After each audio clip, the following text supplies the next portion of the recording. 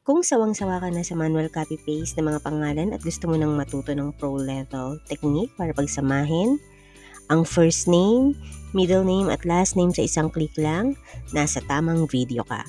Huwag kalimutang mag-like, mag-comment kung anong Excel problem mo, at mag-subscribe para updated ka sa mga power tips natin. Simulan na natin! Meron tayong sample data. Sa trabaho or sa school, madalas ganito ang makikita natin. First name, middle name, at surname. Hiwa-hiwalay. Anong goal natin? Ang goal natin, gawin nating isang buong pangalan sa isang cell with correct spaces. Ready na ba kayo? Tara! Okay, method number 1 natin, ang ating classic function na concatenate. Ito ang ginagamit pag gusto mong magdikit-dikit ng ibang text. So, try natin. Equals sa space na to. Pwedeng concat or concatenate. Yan. And then, click lang natin to. Comma. Gagamit tayo ng quote, space quote, para magkaroon ng space sa pangalan. Otherwise, magdidikit-dikit yung first name, middle name, at surname. So, comma. Then, click natin to. Quote, space quote ulit tayo. Comma.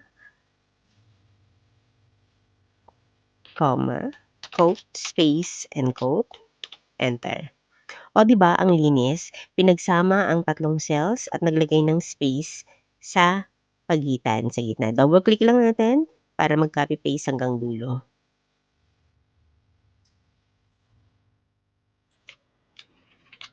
Ngayon naman ipapakita ko ang favorite mga power user, ang ampersand symbol.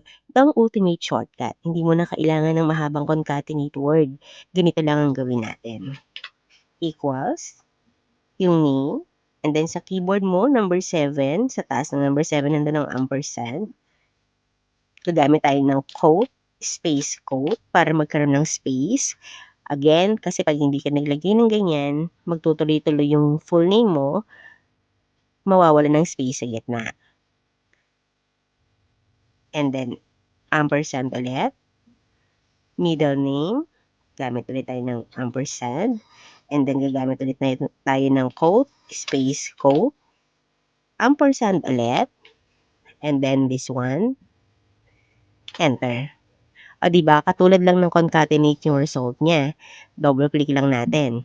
Diba? Mas simple at mas mabilis i-type. Ang ampersand ay parang connector na nagsasabing idikit mo to at idikit mo to. At syempre, ginamit ulit natin again yung quote, space quote para sa space. Same amazing result pero mas simple at mas mabilis ang formula. Ikaw na bahala mamili kung ano ang mas comfortable sa iyo. Para naman sa mga naka-newer versions ng Excel 2019 pataas, may game changer function na tayo. Ito ang text join. Ito ang pinakamabilis lalo na kung madaming columns ang kailangan mong pagsamahin. Try natin. Equals, text join, open. Then dito ang delimiter natin is yung quote, space quote, para again magkaroon ng space, comma, then lalagay natin yung true to ignore yung mga empty cells. Type lang natin true, comma, and then for me parang ito yung pinakamabilis. I-highlight mo lang kung ilang columns siya. So kung umabot ng maraming columns yung gusto mong i-add, pwede. So dito hanggang surname tayo, and then enter mo lang. O diba ang bilis? Parang ako ito yung pinakamabilis itong text join. Dito automatic pinagsama lahat ng text galing sa range na to. At syempre with the use ng quote, space quote, nagkaroon ng space sa pagitan.